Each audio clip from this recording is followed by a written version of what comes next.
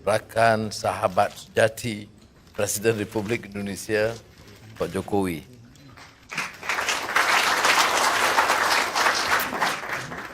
Timbalan Perdana Menteri, Menteri-Menteri Indonesia dan Malaysia dan saudara yang saya muliakan. Saya tidak mau anggap ini sebagai lawatan kerja biasa ataupun hubungan dua hala biasa. Kerana saya anggap Presiden Jokowi dan rakan-rakan Indonesia seperti yang saya ungkapkan tadi sebagai sahabat sejati. Dan perundingan kita itu perundingan keluarga, sahabat.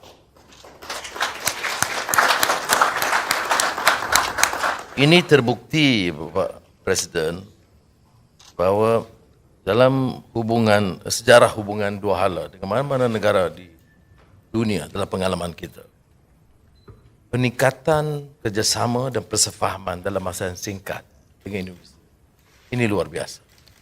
Termaterainya beberapa memorandum persefahaman.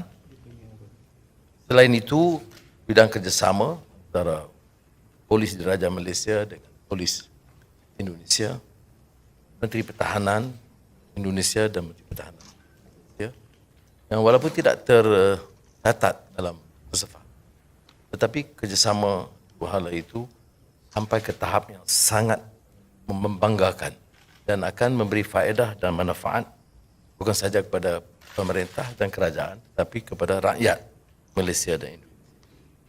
Umpamanya kalau kita teliti beberapa perjanjian hari ini, dalam pertemuan saya di Bogor, saya fikir di Solo,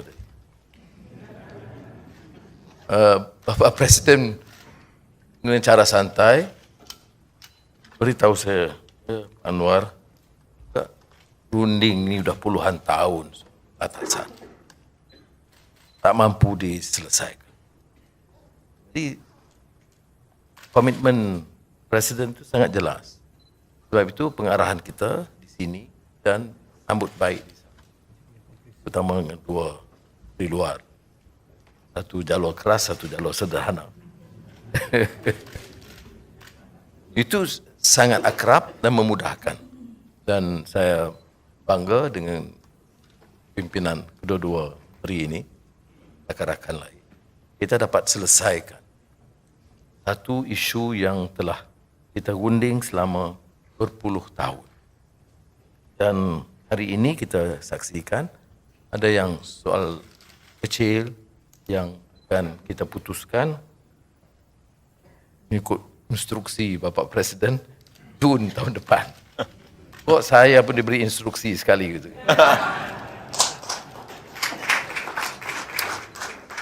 Kemudian yang dari segi perdagangan dan pelaburan itu penting. Sebab itu kita berikan penumpuan yang lebih dalam memorandum persefahaman ini tentang pelaburan langsung asing, pelaburan di sempadan yang dipermudahkan. Beberapa keputusan itu dilaksanakan, masuk soal pekerja DKI dan juga soal sempadan. Kerana cara kita mendukung ibu negara Indonesia di Kalimantan ialah untuk memperkukuh pembangunan di sempadan. Dan kembalinya saya dari Indonesia dalam belanjawan madani, kita peruntukkan 1 bilion ringgit untuk perkukuhkan beberapa badan kanun dan juga imigrasi dan custom di sempadan, termasuk juga jalan, infrastruktur, prasarana asas. Ini setelah cara kita memberi dukungan dan sokongan kepada Indonesia dalam rangka membina ibu kota baru.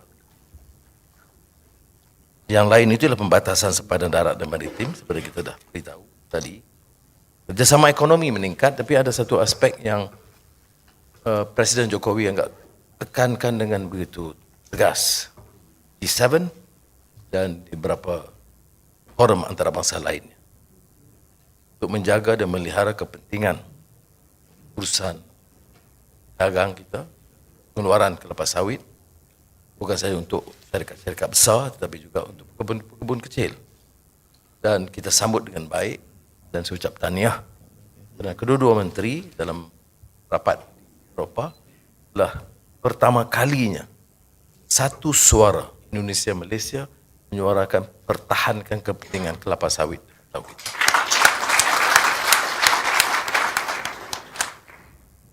Dan saya akui walaupun kita ambil inisiatif untuk ikhtiar ini, tetapi Pak yang memimpin isu ini dan mengambil satu sikap yang tegas forum antarabangsa, sehingga kan saya beritahu tadi Perdana Menteri Netherlands secara bergurau mengatakan saya Anwar terlibat dalam kartel baru.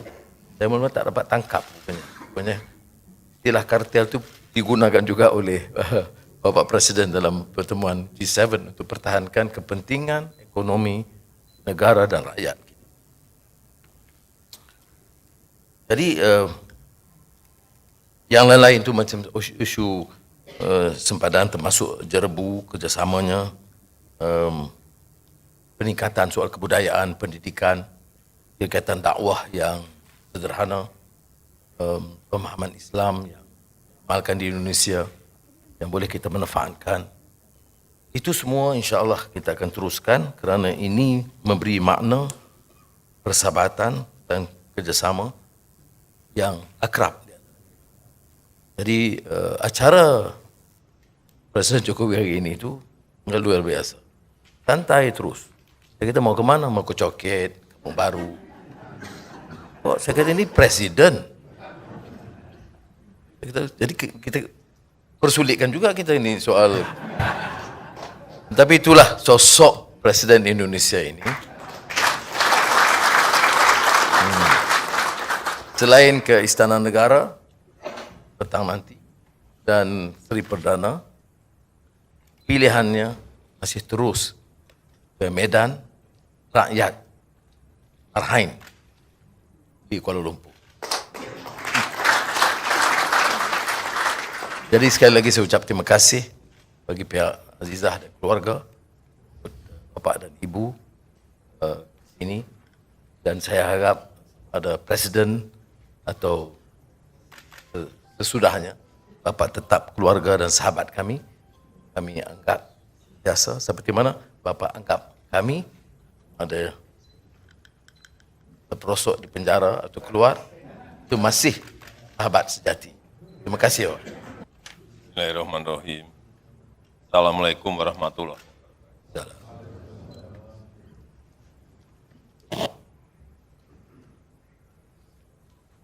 Kakak saya, sahabat baik saya, yang mulia Datuk Sri Anwar Ibrahim. Merupakan kehormatan bagi saya dan delegasi kunjung Malaysia membalas kunjungan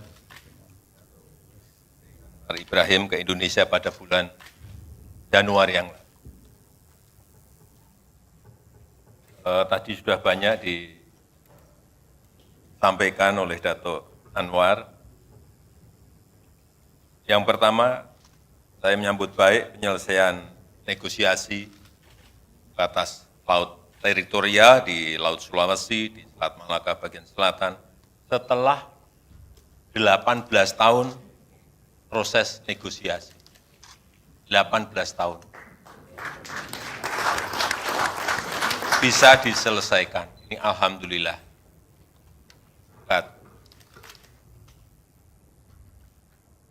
Sri Anwar Ibrahim yang bekerja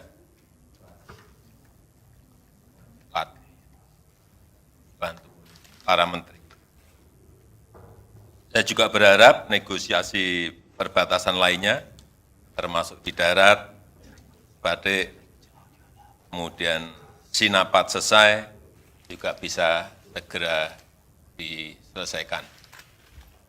Mumpung Perdana Menterinya masih Datuk Sri Anwar Ibrahim, dan di Indonesia presidennya masih Jokowi.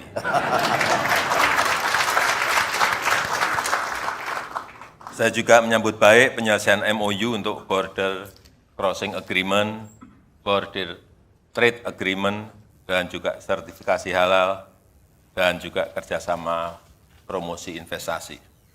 Kemudian yang kedua, mengenai perlindungan pekerja migran Indonesia, saya sangat menghargai sekali komitmen Datuk Sri Anwar Ibrahim untuk memperkuat perlindungan PMI Indonesia dan juga penegakan hukum yang adil bagi para pekerja Indonesia.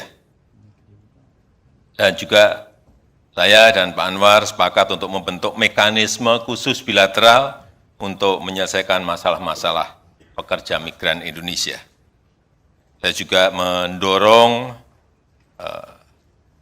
Community Learning Center di Semenanjung segera diwujudkan, dan juga WNI yang ada di depo imigrasi juga bisa segera dipulangkan, serta one channel system harus dioptimalkan. Yang ketiga, terkait dengan kolaborasi untuk melawan diskriminasi kelapa sawit dan juga komoditas lainnya. Saya sangat menghargai baru-baru ini dilakukan joint mission Indonesia-Malaysia ke Brussels, dan kolaborasi semacam ini harus terus diperkuat. Jangan sampai komoditas yang dihasilkan oleh Malaysia, oleh Indonesia, didiskriminasi di negara lain. Saya rasa itu yang ingin saya sampaikan. Terima kasih sekali lagi atas keramah tamahan dan penyambutan dari Yang Mulia Datuk Sri Anwar Ibrahim kepada kami dan delegasi. Terima kasih Pak Anwar, terima kasih. Assalamualaikum warahmatullahi wabarakatuh.